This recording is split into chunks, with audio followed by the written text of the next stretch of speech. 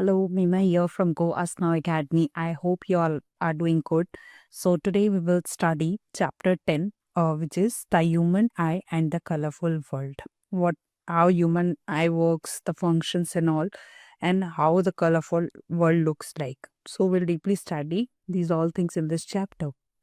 Firstly, you have studied in the previous chapter about the reflection of light by the lenses. Like you also studied the nature, position, relative size, image from the lenses by the different mirrors, and how can these ideas help in the study of the human eye.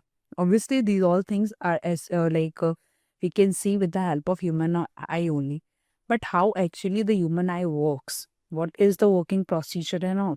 So the human eye uses the light and enables to see the object to us. Obviously, just for an example, you are in our room, which is completely black. Okay, no light rays are there. Obviously, you will not be able to see anything just because no light is being there coming in the eye so that anything will be or any object will be visible. So this is the same thing. The human eye uses a light and enables to see the object around us. Okay, and it has a lens and it's a structure. It lens is also visible there. So when light passes through, then the object is visible. In this way only it works. So what is the function of lens in the human eye? How do the lens uses the spectacles and correct defects of the vision? So let us consider these caution in this chapter, how it works. Firstly, we have learned in the previous chapter about the light and some of its properties, right? In this chapter, we shall use these ideas to study some of the optical phenomena in the nature. We shall also discuss about the rainbow formation, splitting of light, and the blue color of the sky.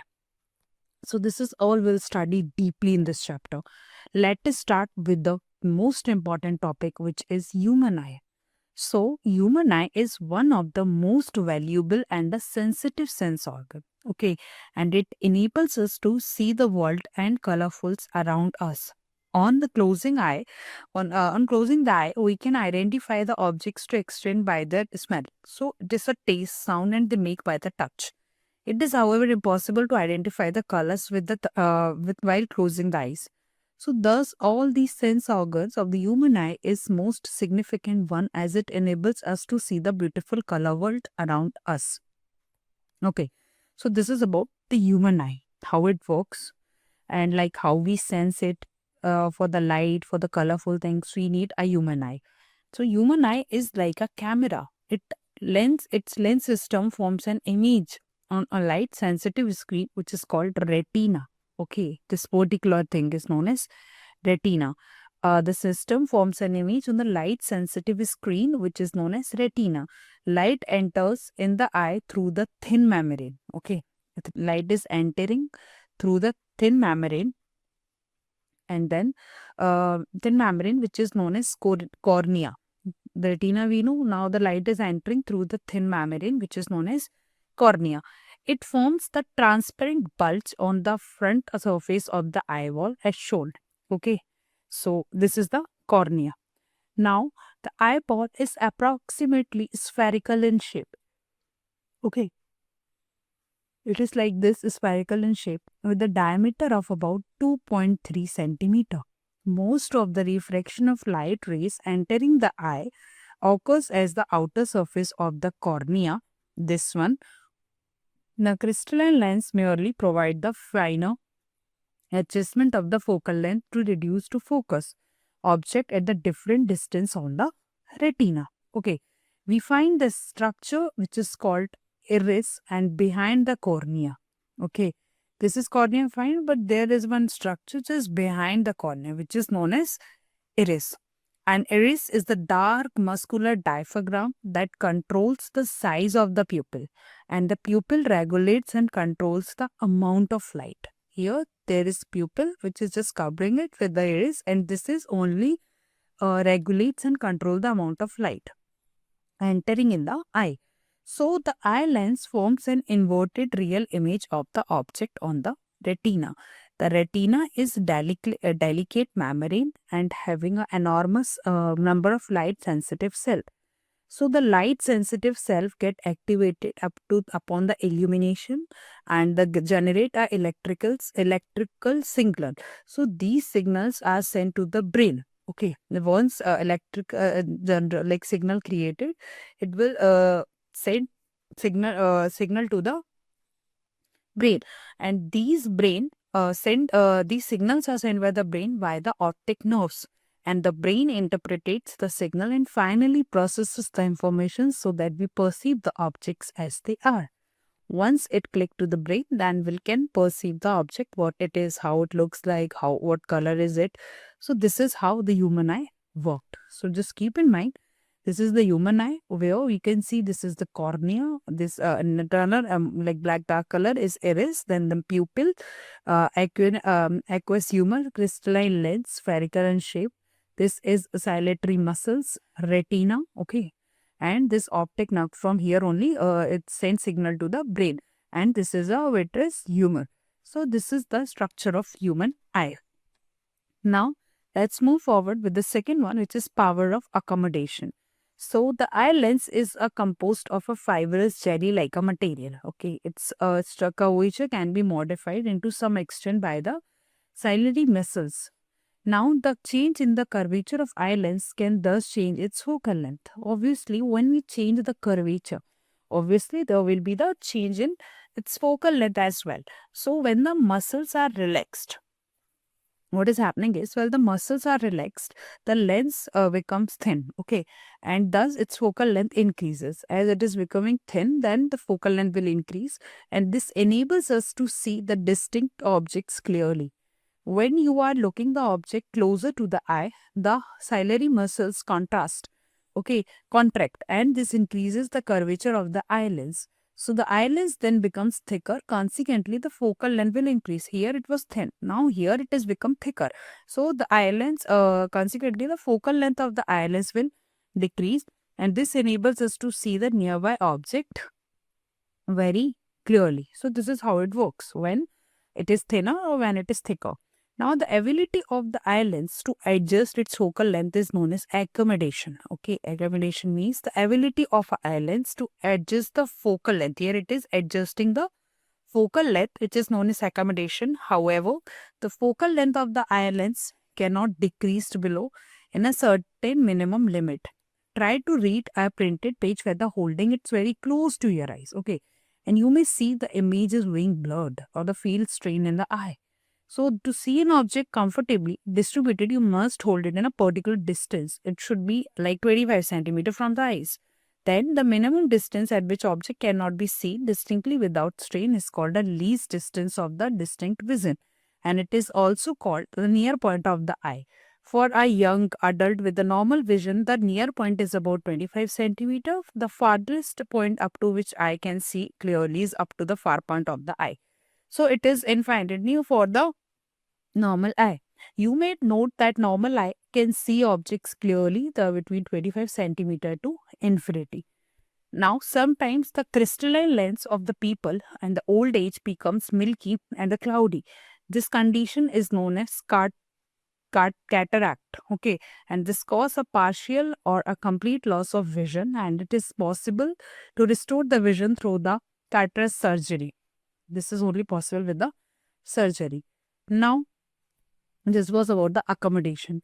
Now, let's move ahead with the defect of vision and their correction. How we can, there are defects, yes, but how we correct it. So, sometimes the eye may gradually lose their power of accommodation, okay? And in such condition, the person cannot see the distinctly and the comfortably. So, the vision becomes blurred or due to the refractive defects of the eye.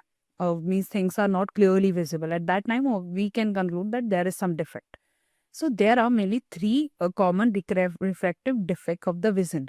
First is myopia or a nearsightedness. Okay. Second is hypermetropia or a farsightedness. And third is presbyopia, which is the defect that can be corrected by the use of suitable spherical lenses. We can discuss below the defects and their correction. So these are the three kind of defects, and we will study like if these effects are there, then how we can like correct it with the help of different lenses, and the correction way actually given to us on the basis of these respected defects, which is myopia, nearsightedness, hypermetropia, and farsightedness and presbyopia. Now let's study with the myopia. So myopia is known as the nearsightedness. Okay, and a person with the myopia can see the nearly objects clearly but cannot see the distant object distinctly. A person with this defect has a far point nearer than infinity. Such person may see clearly up to the distance few meter in the myopia eye, but the image of the distant object is formed in front of retina, and see far point of a myopia eye. Here it looks like this, and then this defect, figure B, is the retina itself, and this defect may arise due to the excessive curvature of eye lens and elongation of the eyeball. This defect can be corrected by using the concave lens of a suitable power. This is illustrated. A concave lens of the suitable power will bring image back to the retina, and thus defect is corrected. So this is how you can defect the correct. So this was the image. Okay. Now, when we are using the lens, it's going like this, and my far point myopia eye, see object image, and then it's forming like this. But when you use the lens, okay, it will like bifurcate like this, and you will see the clear image. So concave lens or the suitable, which lens is used for the myopia? So it will be concave lens of the suitable power will be bring image back on the retina, and thus defect is clear. Now, second is hypermetropia. Okay, so hypermetropia is known as farsightedness. It means a person with the hypermetropia can see the distinct objects clearly but cannot see the nearly objects distinctly. So the near point for the person is farther away from the normal point, which is 25 centimeter. Such a person has to keep the reading material much beyond 25 centimeter. It's not possible to see the nearer things, okay, on from the eye of comfortable reading. So this is because the light rays of the closely object focused at the point behind the retina, and this defect arises either because the focal length of the eye lens is too long, or second condition is the eyeball has become too small. So these are the condition. Okay, so this defect can be corrected by the using convex lens. Here earlier we have used the concave, but now here we'll use the convex lens for this defect for the appropriate power, and this is illustrated in this see, firstly it was like that near point of the hypermetropia. When we apply the lens, it will be clear vision. So this C is the eyeglass with the converging lens and provide the additional focusing power required for formatting the image in retina. So this is about the hypermetropia. Concave and then convex lens respectively used in both the cases, myopia and hypermetropia. Now let's move forward with the presbyopia. So the power of accommodation of the eye usually decreases with the aging. For most people, the near point gradually recedes away, and they find it difficulty to see the nearby objects comfortably and distinctly without corrective eyeglasses. So the defect is called as presbyopia, and it arises by weakening the ciliary muscles and the diminishing flexibility of the eye lens.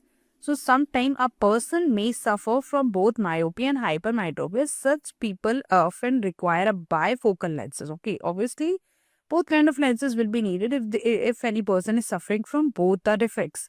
Then a person of the bifocal lens consists of both concave and the convex lenses. Upper portion consists of the concave lens. It facilitates the distinct vision, and the lower part of the convex lens, and it facilitates the near vision. These days, it is possible to correct the refractive index defect with the contact lens through the surgical intervention. Okay, so this is about the defects. Also, think it up. Oh, some extra thing is there. Let's read it. What actually it is. So, do you know that our eyes can live even after our death? So, by donating our eyes, we caught the life of the blind person. After 35 million people developing in the world, a post of them can be cured, and at 4.5 million of the people, corneal blindness can be cured. So corneal transplantation of donated eyes, 4.5 million of 60% of children below the age 12. So if we have got the gift of vision, why not to pass? Okay, if somebody who does not have it. So what do we do? What do we to keep in the mind when the eyes to be donated? Eye donors can be belong to the age group of or from any category, and also the people who use spectacles or those operated for the contrast can still donate the eyes. People who are the diabetic, have a hypertension, asthma patient, or those a communicable disease can also donate the eyes. Okay, eyes must be removed within the 4 to 6 hours after death and informed to the nearest eye bank immediately. The eye bank team will remove the eyes at the home of the deceased or at hospital, and even the eye removal take 10 to 15 minutes. It is a simpler process and does not lead to any disfigurement. A person who were infected with the died of AIDS, diabetic, B and C, rabies, or leukemia, tetanus, chorea, English, or antiphetics cannot be donate eyes, and eye bank collect the evaluate distributed the donated eyes, and all the eye donated are evaluated using the strict medical standard, and those eye donated found are unsuitable for the transplantation and are used for the valuable research and the medical education, and the identities of the both donor and recipient remain confidential. So this is about the eye donation thing. Now let's move for next with the reflection of light through a prism. You have learned how the light gets refracted through the rectangular glass slab. Okay, that we have already started in the previous chapter. Now for the parallel refracting surface as a glass slab, emerging ray is parallel to the incident ray. So however, it is slightly displaced laterally, and how would the light reflected through the transparent prism? Consider the triangular glass prism. It has a two triangular bases, okay, and a three triangular lateral surfaces. So these surfaces are incident to each other. So the the angle between the two lateral faces is called the angle of prism. We'll study it in the help of diagram as well. And also let us know, we'll do it one activity to study the refraction of light through the triangular glass or prism. With the activity, it will be more clear. Firstly, for this activity, you will have to fix the sheet of a white paper through the drawing page and using the drawing pens. Okay, place the glass prism on which such a way that it reset or its triangular base, and trace the outline of the prism using the pencil. After that, you will have to draw one PE inclined to the refracting surface and say AB of the prism. Second is fix the two pins, say point P and Q of the line P and E, and also shown in the figure 10.4. See, like this. Okay. After that, look the image of the pins P and Q through the face of the other face AC. Fix the two or more pins point R and S on the point pin R and S the image pin. Remove the pins of the glass, and then the line P meets the boundary of the prism at the point E. Similarly, join and produce the point R and S. Let these lines meet the boundary of the prism E and F respectively. Join E and F. We'll see from the diagram. Then after that, you'll have to draw the perpendicular reflecting surface AB and AC of the prism at the point E and F respectively. Now, mark the angle of incidence, angle I, and the refraction angle R, and the angle of emergence, which is angle E. So, see, this is the diagram. Okay, this consider the point P and Q. So, here this P and E is completely the incident ray, and here this E and F, from E to this F, it is a refracting in this prism surface only. So PE is the incident ray, EF is the refracted ray, and then F and S. So here F and then S is the emergent ray. It is emerging. Okay. Now angle I is the angle of incidence, angle R is the angle of refraction, and angle E is the angle of emergence, and angle D is the angle of deviation, and angle A is the angle of prism. So this is about the refraction of the light through the triangular glass prism. Okay, this is incident ray, a refracted ray, and then emerging ray.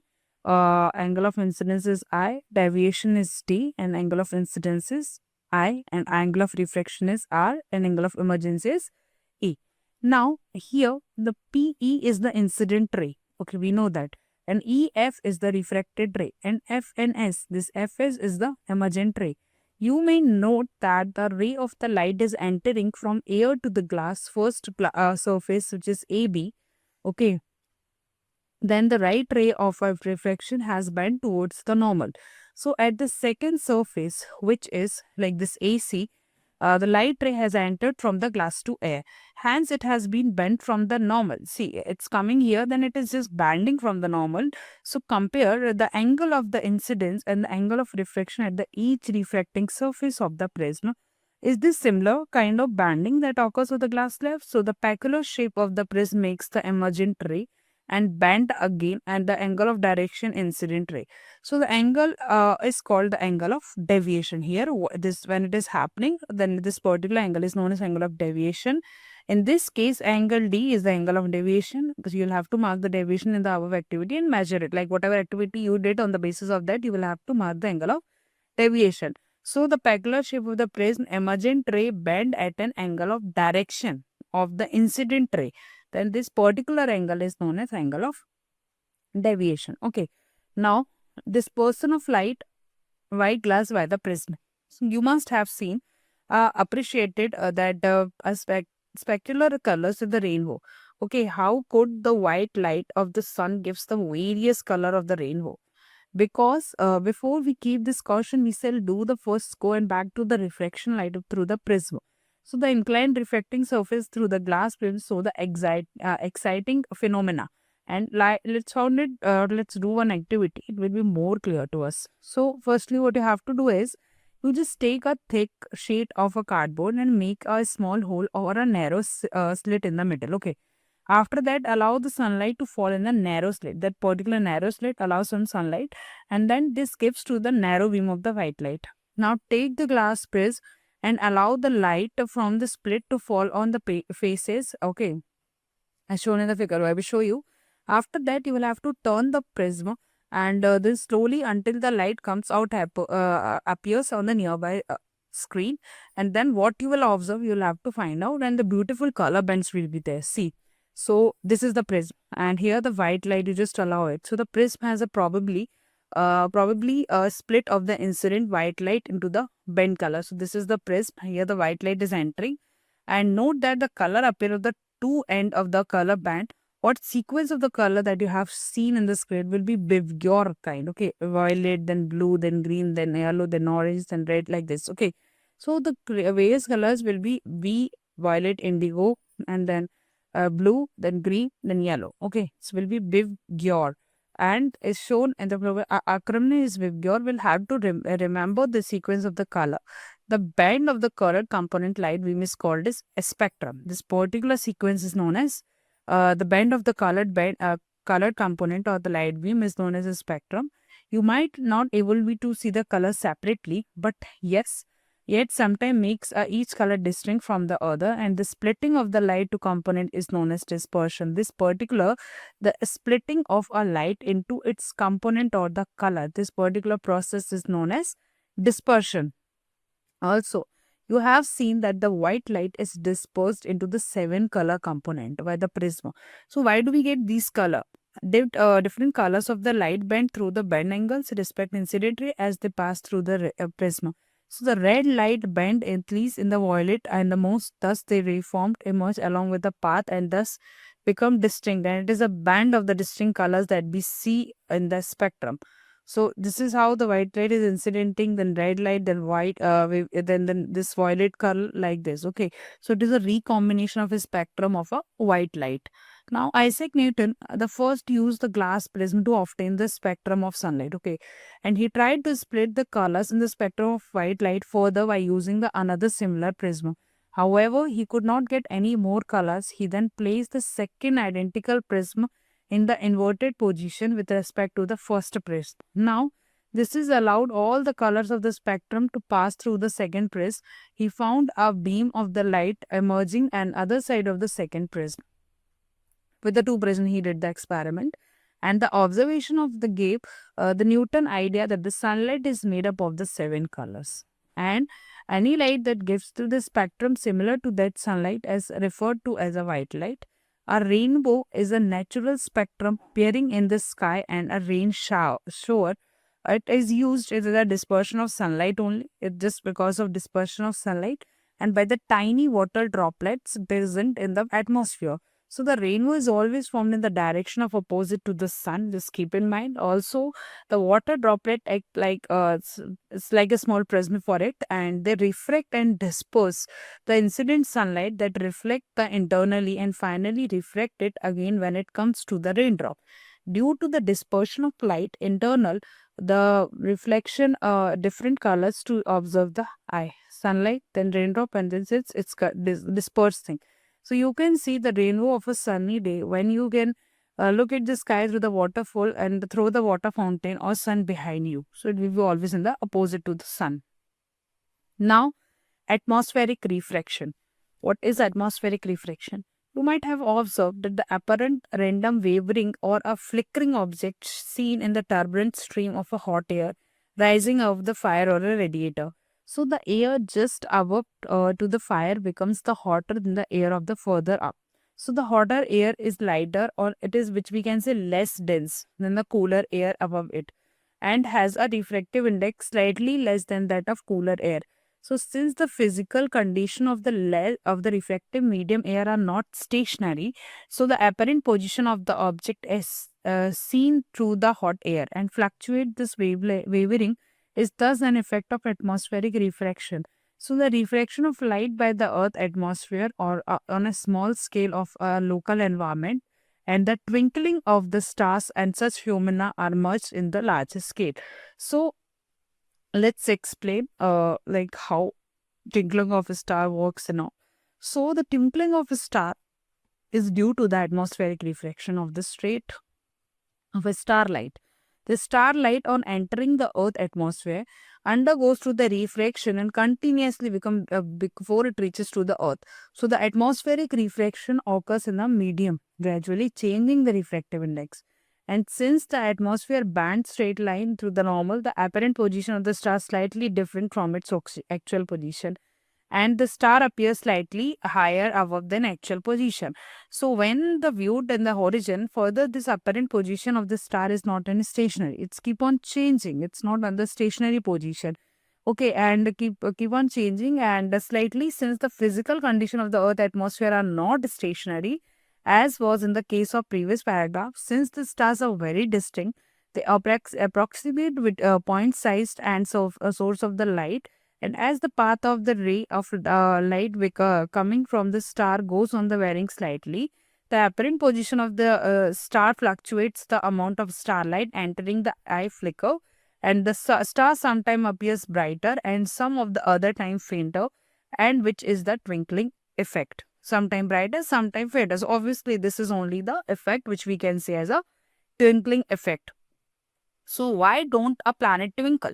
So the planet are much closer to Earth, we know, and as the seen to be the extended sources, if we consider a planet as a collection of the large number point size of the source light, the total variation in the amount of light entering our eye, all the individual point size will average out of zero, therefore nullifying the twinkling effect. Therefore, it's not possible for the planet to like this twinkle and not. So this is the Earth, and here we have our apparent position of the Earth and the Sun. So this atmospheric reflection of the effect of the sunrise and sunset. Now advanced sunrise and delayed sunset. So the sun is the visible to us before 2 minutes before the actual sunrise, and above about 2 minutes after the actual sunset, because of atmospheric reflection. This is thus because of atmospheric reflection. By the actual sunrise, we mean that the actual crossing of the horizon by the sun. So this figure is representing, and sun with the effect of horizon, the time difference between the actual sunset and the apparent sunset is about 2 minutes, and the apparent lengthening of the sun disk at the sunrise sunset is due as same at the phenomena. Okay, so this is the atmospheric reflection. Now the scattering of light. So firstly, the interplay of light with object around us give the rise several spectacular phenomena of the nature. The blue color of the sky, color of the water deep sea, the reddening of the sun, and the sunrise, sunset are some of the wonderful phenomena we are familiar with. The in the previous class you have learned about the scattering of light by the colloidal uh, particles. Okay, the path of the beam and a light passing through the true solution is not visible. However, its path become visible and through the colloidal solution where the size of the particle is relatively larger. So this is the scattering of light. Now the Tyndall effect. This is very important. What is Tyndall effect? The Earth's atmosphere is heterogeneous mixture of a minute particles. Okay, and these particles include like smoke, tiny water droplets, suspended particle of dust, and the molecules of the air. So when the beam of light strikes such minor particles, and the path of become the visible, and the light reaches after being reflected diffusely and of the these particles. So the phenomenon of scattering of light by the colloidal particles given rise to the Tyndall effect. Okay, and also this phenomena is seen in the fine beam sunlight enters to the smoke filled through the smoke hole, small hole, and the scattering of light makes the particle visible. Okay, it means when the light scatter, this makes the particle visible. This is like the scattering of light, and then object is there. It makes the particle visible, and Tyndall effect can be observed when the sunlight passes through the canopy of the dense forest, and hence this droplet can then make mist scatter light. Scatter light. This color of the scattered light depends on the size of the scattering particles. Very fine particles scatter mainly blue light, while the particle of the largest scatter light longer wavelength. And if the size of the scattering particle is larger enough, then the scattered light may even appear white. Now, why the color of the sky is blue? So, the molecules of the air and the other fine particle atmosphere have the size smaller wavelength. Just because of the wavelength of the visible light, there are more affecting certain light, shorter wavelength at the blue, and then even longer wavelength is the red and red. We have started the wavelength thing with your thing. Okay. So the red light has a wavelength about 1.8 greater than the blue light. So thus when the sunlight passes through the atmosphere, the fine particles is air scatter in the blue colors because it is having a shorter wavelength more strongly than the red, then the scattered blue light enters in our eyes. And if the earth is having no atmosphere, there would not have been a scattering. Then the sky would have looked dark, and the sky appears dark to the passenger. And flying at a very high altitude, as the scattering is not prominent such height. So just because of this only, just because of the wavelength, the sky looks blue. Now, what you have learned in this chapter? So, the ability of the eye focus on the both near and the distinct objects. The defect we have studied myopia. We studied how we can overcome with this defects and all. The smallest distance at the see object with the strain near point eye distance for young person. The vision thing. The common refractive defects. The vision include of myopia, hypermetropia, and the presbyopia, myopia, the short sightedness. Then far sightedness. How we can eradicate this problem, the splitting of light into the component, and the dispersion scattering of light causes the blue of color, Tyndall effect, scattering of light and all. So this is what we have studied in this chapter. So now, but still, like if you have any doubts, or you want a teacher to guide you personally for any topic, for any question and all, you can join our one-to-one live tutoring at Guasna Academy, and then we will help you there to learn every concept with the ease. Now, thanks for watching. Stay tuned for the next chapter.